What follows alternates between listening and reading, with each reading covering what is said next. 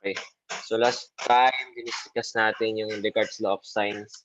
Ginagamit siya to determine how many zeros are there or kung how many possible zeros meron sa isang polynomial function. Okay, so reviewin lang natin. Mabilis na mabilis lang si Descartes' rule of signs.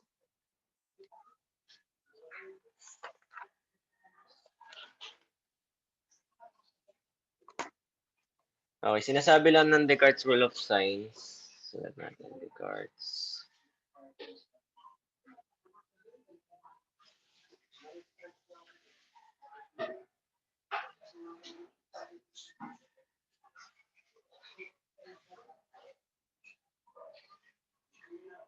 Sinasabi lang ng René Descartes' rule of signs yung number of possible zeros.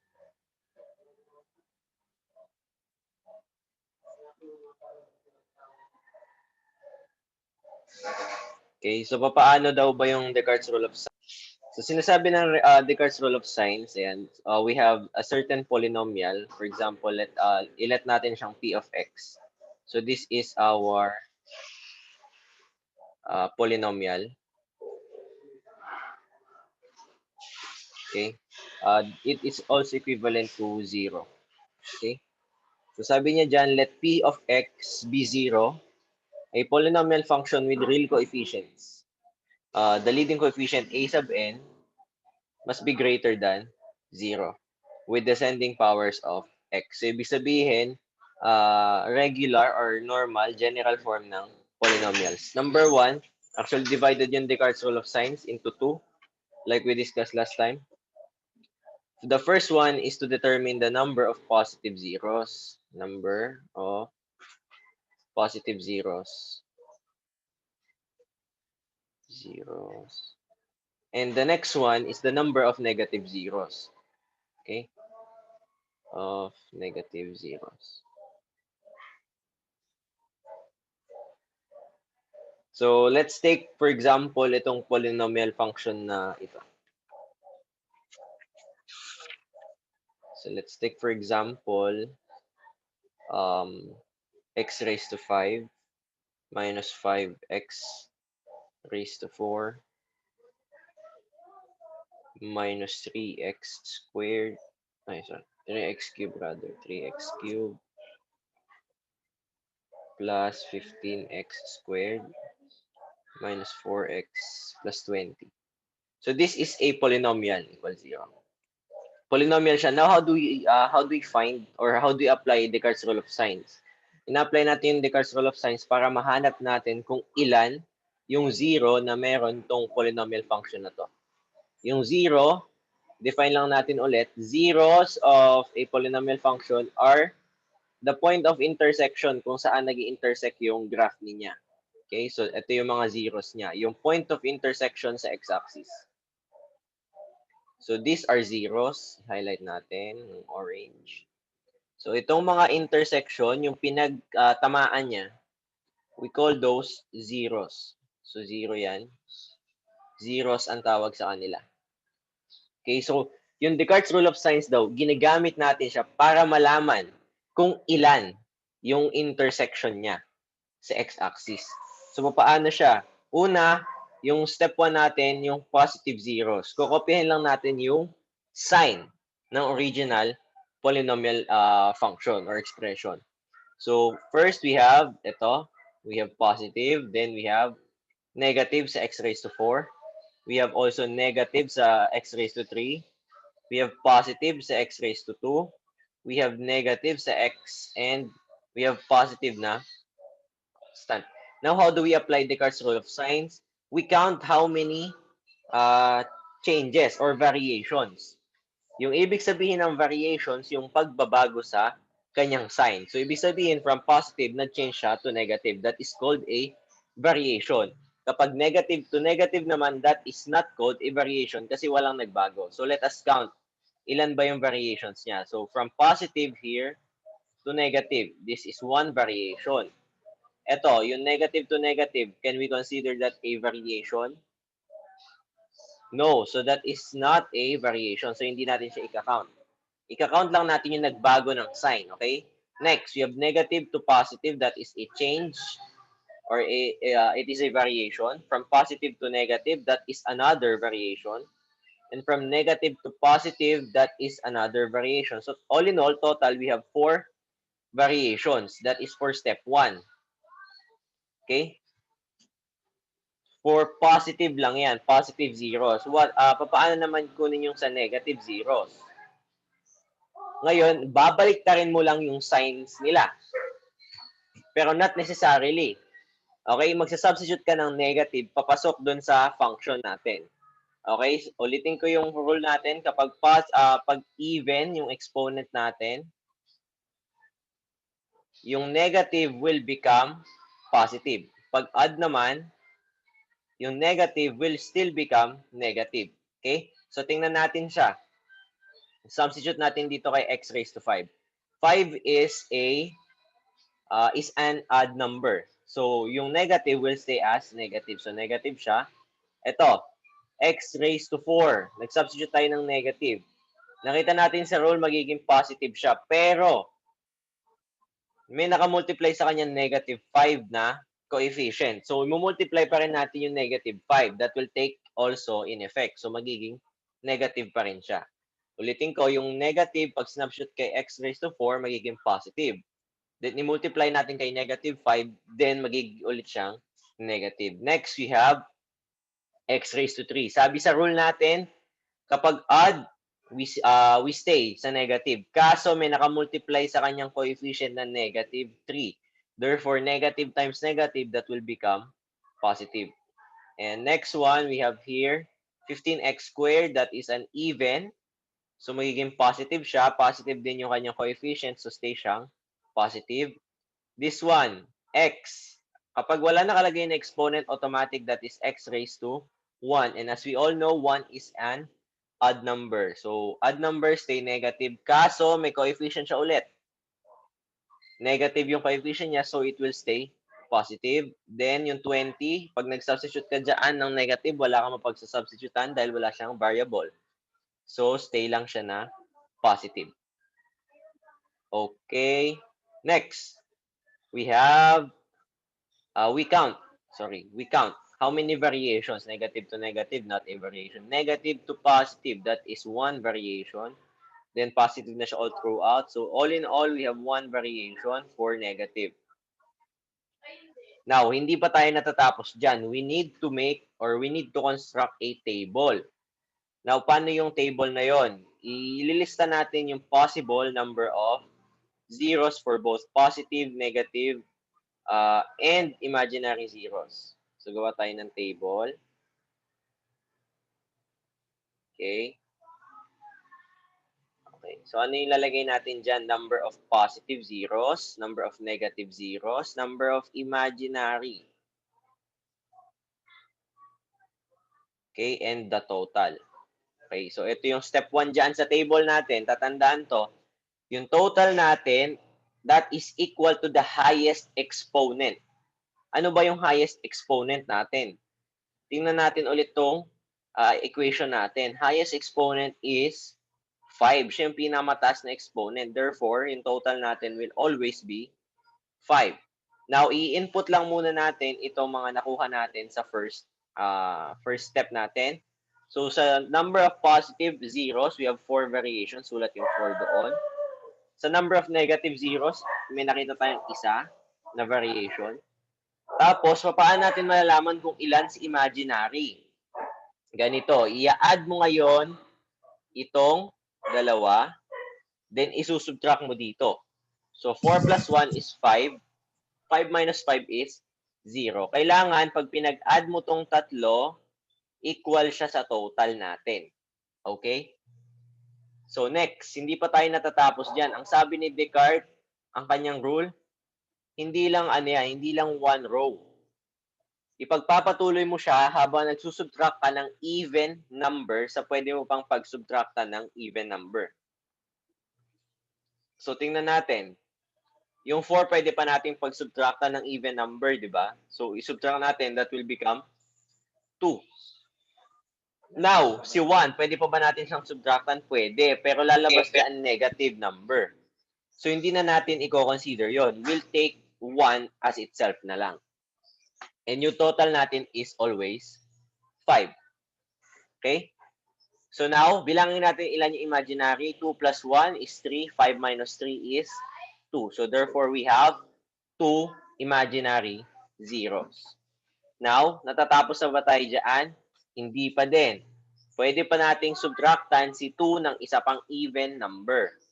So hindi tayo matatapos hanggat hindi nag-zero or hindi na pwedeng pag-subtractan yung ating mga nasa table.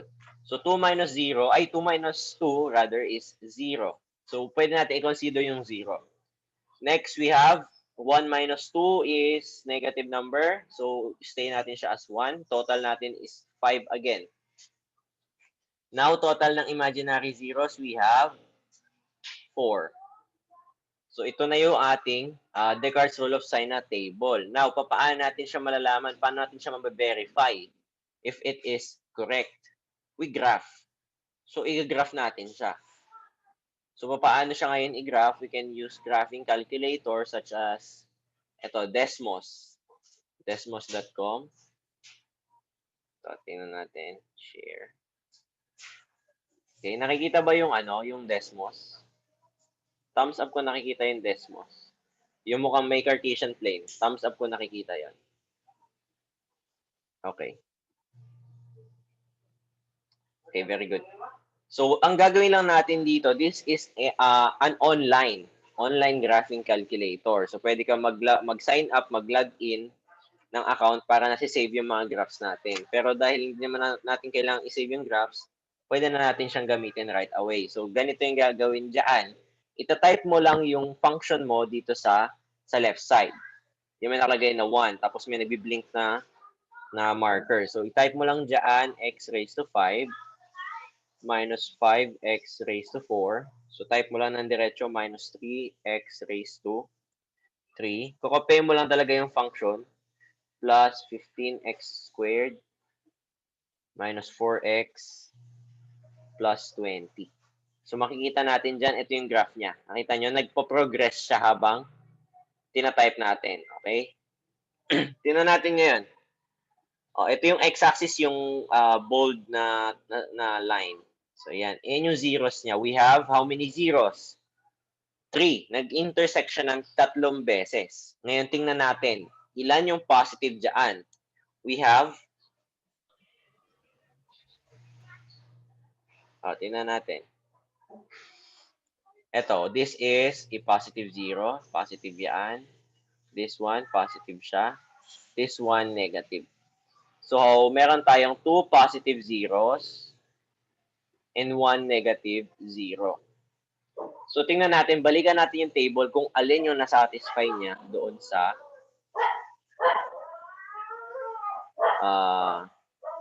yan. Kung alin na nasatisfy niya dito sa table. Alin na nasatisfy niya, the first, the second, or the third one. Ito, nasatisfy niya to. So, yung meron tayong 2 positive 0, that is 2 and 5. Meron tayong isang negative na 0, that is negative 2. Tapos meron tayong dalawang imaginary. Kapag imaginary, hindi siya nagre-reflect or hindi siya nakikita sa graph. Okay? Pero 5 pa rin yung kanyang zeros. Meron lang dalawa na imaginary. Okay? Naintindihan ba yon? Thumbs up ko naintindihan. Thumbs up, thumbs up. Okay, very good. Okay, so let's try another. Kung gusto nyo mag-explore ng graphing, pwede naman kayong mag-open din ng Desmos sa inyong mga gadgets. Okay? Okay, so let's take this for example.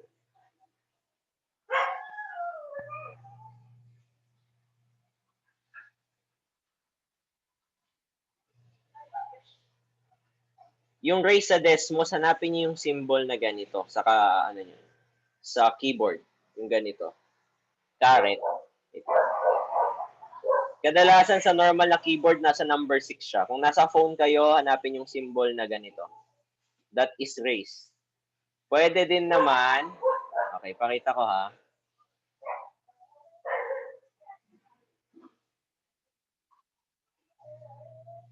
Okay, pwede nyo pindutin itong show keypad.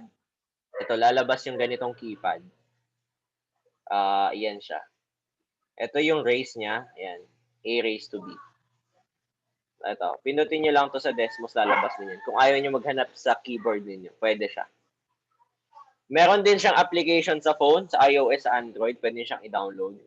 Actually, ginagamit na namin to since ako ay high school pa. Second year high school. Ginagamit na namin siya. Napaka-reliable niya kasi pwede siyang sa internet lang kahit hindi niyo na i-download yung application. Okay, balik tayo. Bigay ako ng isang example. Try nating i-solve na magkakasama. So, I have here f of x. So, f of x is equal to x cubed minus 4x squared minus 4x plus 16. Now, we use Descartes' rule of signs muna before we graph. Okay? So, Descartes' rule of signs, step number 1, we determine yung positive number of zeros. So, positive. So, meron tayo, Stacia, copyin nyo lang yung sign. Positive, negative, negative, positive. Now, we count how many variations. We have 1. Then, we have 2. So, now we have 2 variations for positive. Next, try natin yung sa negative niya. So, negative, i-substitute natin kay x raised to 3. That will still become negative. Dito naman, positive, substitute natin siya kay x squared, magiging positive, multiply by negative 4. Kasi meron siya negative na coefficient, so negative pa rin. Ito negative siya, mag-stay siyang negative, kaso meron siyang coefficient na negative 4 ulit. So, it will become positive, then stay positive 16. Now, we count how many variations. Ito lang yung variation niya. We have 1. So, 1 variation. Now, we make a table. Let us construct a table. Laging 4 yung columns niya, ha? Tatandaan yan. 4 yung columns. So, now, we have positive zeros, negative, imaginary. Then, we have the total. Ano yung highest exponent niya? We have 3. So, 3 yung total niya. We have 2 variations sa positive. So, 2, 1. 2 plus 1 is 3. 3 minus 3 is 0. Next, itingnan natin kung pwede pa nating subtractan yung kahit alin dito sa dalawa. Pwede pa si 2. So, pwede pa siyang subtractan ng even. So, 2 minus 2, that is 0. 1 minus 2, that is, stay natin siyang 1. Then, we have 3 na total. Ngayon, ilan yung imaginary? We have 2. So, natapos na natin yung table. Tingnan na natin yung kanyang graph. Okay? So, pwede din tayo mag-add na lang kung ayaw nyong burahin yung mga ano. Tapos, pinutin nyo lang to unview. So, type natin siya x raised to 3 minus 4x raised to 2 minus 4x plus 16. Now, tingnan natin yung graph niya. Ito yung graph niya. We have how many zeros? We have 1. Ito. We have 2. Then we have 3. So, we have 2 sa positive, isa sa negative. Okay? So, ano yung mga points niya? We have negative 2, 0, 2, 0, and 4, 0. Yan siya. So, ang nasatisfy natin is yung first column. So, ito. Ito yung tumama sa graph niya. Okay? Nagets ba yun?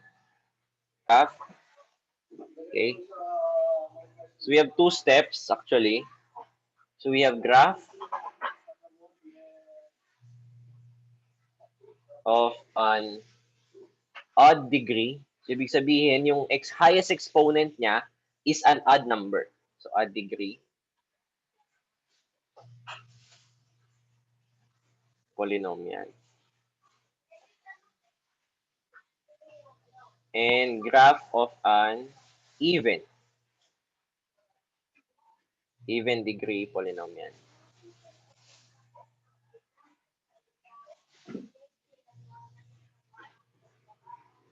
Okay? So, dalawa lang yung nature niyan. Dalawa lang yung nature ng graph. So, sa kapag add degree, it's either rising to the right and falling to the left, or other way. Falling to the left, falling to the right, and rising to the left, falling to the right. So, ayan lang yung nature niya. Ganyan lang siya. Alternate yung kanyang endpoints. Okay? Baliktaran, kumbaga. So, it's either rising sa left or right, or falling sa left or right. Hindi siya pa pwedeng same direction. Okay? Ang same direction, nangyayari yan kay even degree polynomial. So, same direction, rising to both the left and the right. Pwede ding falling to both left and the right. So, isa pang itsura nitong odd degree polynomial, yung ating linear equation. Yung ating linear equation that is rising to the left, rising to the right and falling to the left. Or falling to the right and rising to the left. So, yun lang siya. Ganun lang yung nature nila. So, ibig sabihin, pag sinabi nating nature, yung tendency. So, yung general graph niya. Ibig sabihin, ganyan yung common nilang itsura. Okay? So, try natin mag-graph. Paano ba yun?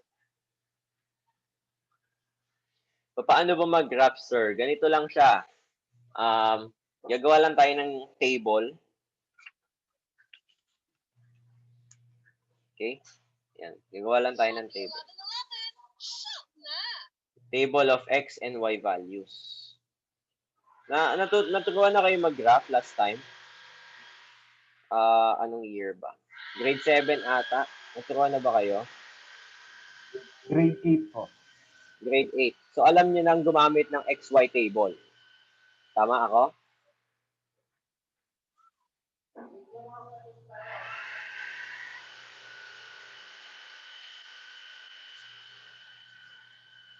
Okay. Alam nang gumamit ng XY table?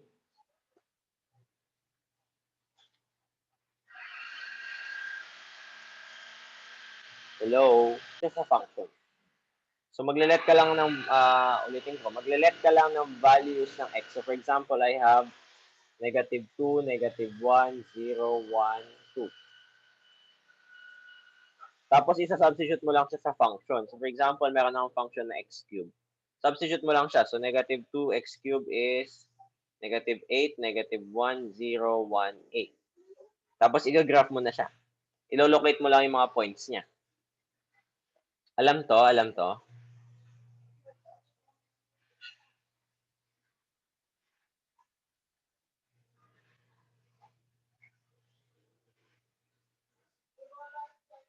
Hindi alam.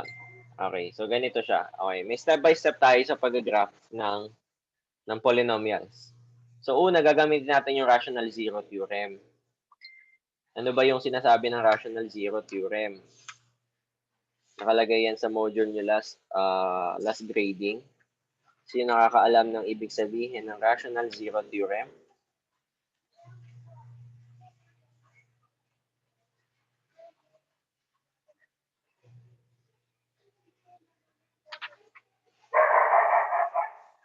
Anybody? So, for example, I have f of x. Gamitin natin yung function kanina.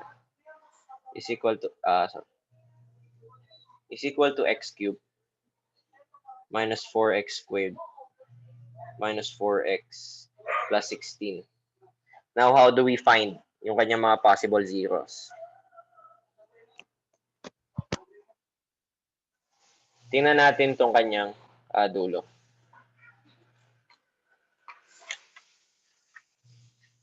Observe muna natin yung kanyang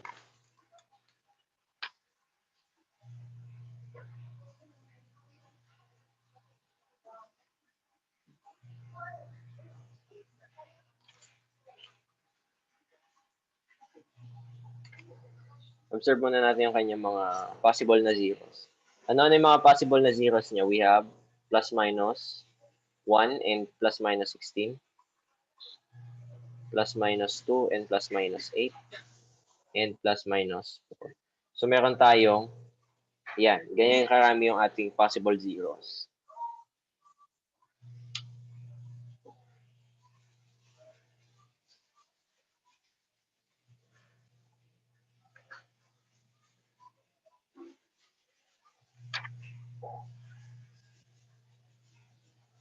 Okay, so now, illocate natin yung kanyang mga zero.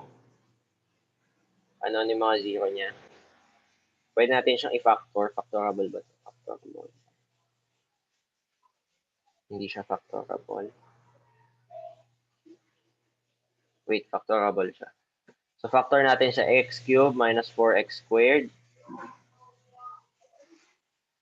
Group natin siya ha. Factoring. Naalala pa ba to? Factoring by grouping. Minus 4x plus 16. So, group na natin to. Minus 4x and then minus, tama, 4x minus 16. Now, factor out natin. Yung mga pwede natin i-factor out. We have x squared times x minus 4 minus 4 times x minus 4.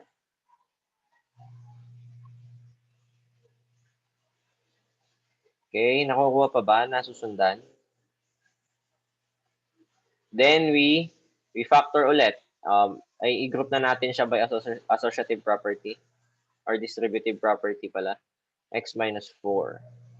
Then, factor out natin ulit to. This is x minus 2 times x plus 2. That is product, ay sum and difference of 2 squares. So, plus 2 times x minus 4. Then, we equate this to 0. Ngayon, ano yung mga possible zeros niya? This is x minus 2 is equal to 0. X is equal to 2. X plus 2 is equal to 0. That is x is equal to negative 2. And x minus 4 is equal to 0. X is equal to positive 4. So, ito yung tatlong zeros niya. So, ibig sabihin, sa Cartesian plane, 1, 2, 3, 4. So, ibig sabihin, nag-intersect siya at the following points. So, we have nag-intersect siya at positive 2. That is 2, 0. At positive 4, we have 4, 0. And at negative 2, 0. Ngayon, paano natin mahahanap yung kanilang upper bounds and lower bounds? Balikan natin yung ating graph. Observe natin siya.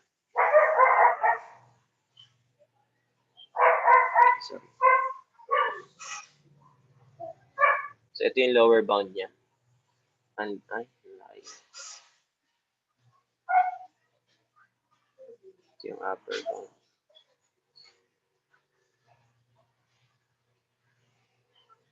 So, hindi natin siya ma-determine. So, ito na lang. Ganito na lang muna. Yan yung tatlong zeros niya. I-verify natin kung tama. So, alam natin yung nature ng ating graph. The nature ng graph natin. Dahil positive yung kanyang exponent, rises to the right and falls to the left. Tapos, ang zeros niya, dyan siya mag-intersect or magta-touch. So, tuloy lang natin. So, yan. So, yan yung parang itsura ng graph niya. Okay?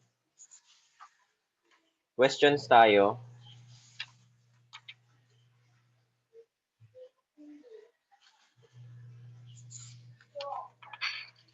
Questions? Ito din yung hinanapan natin kanina sa Descartes' rule of signs. Okay, Max.